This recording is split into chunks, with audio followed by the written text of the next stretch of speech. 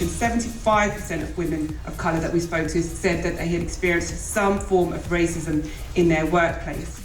The women talked about the loss of identity, about code switching, about having to conform to certain ideals in order to gain fair treatment in the workplace. They talked about doing that at a huge cost to their own emotional and mental health. Coming here today has just empowered me. It's just saying that actually I've been doing a good job. And yes, when you try to put your point across, and whether it comes across as aggressive or passionate or whatever it may be, it's actually not that. It's not the case. I'm just, putting my voice out there.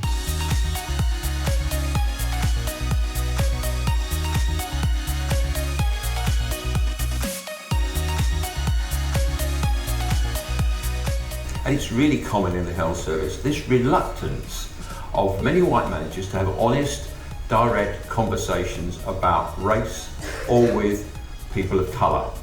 There's this kind of what David Thomas calls protective hesitancy, this fear of saying the wrong thing, so you say nothing and then it becomes a conversational car crash. Having these conversations with wider people, managers, leaders in the room also helps to kind of raise their awareness of some of the struggles that people are having.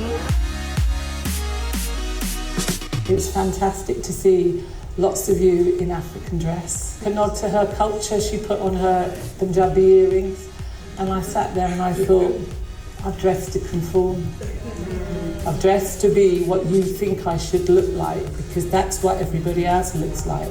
I've never ever come to work wearing my Punjabi suit, never ever, and I ask myself why, and I think that's about fitting in and conforming. And I think there's that sense of it's not impossible, we can do it, the sense of needing to come together to support one another. And I think one of the things I've been hearing from a lot of people is how much they value just having time, just to come together for one day and regaining that nourishment and the strength to carry on in those roles. And as I said, for me, it's just been inspirational seeing these women. And my biggest learning actually is that even the women at the top sometimes struggle with the things that we struggle with sort of at our levels.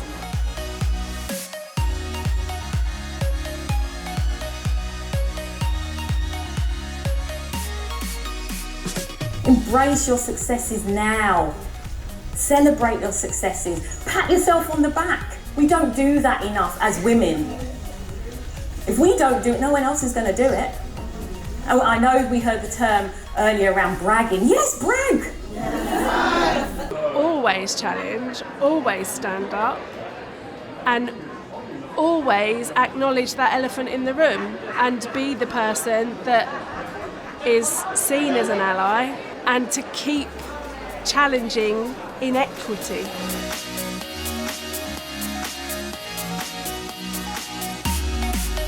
We all have things to learn, because society has not taught us how to negotiate this space that we find ourselves in.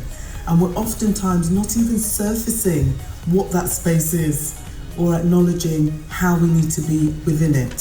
So thank you everyone, thank you for the brilliant questions. Let's go on, and I look forward to the sisterhood that's going to arise as a result of this conference.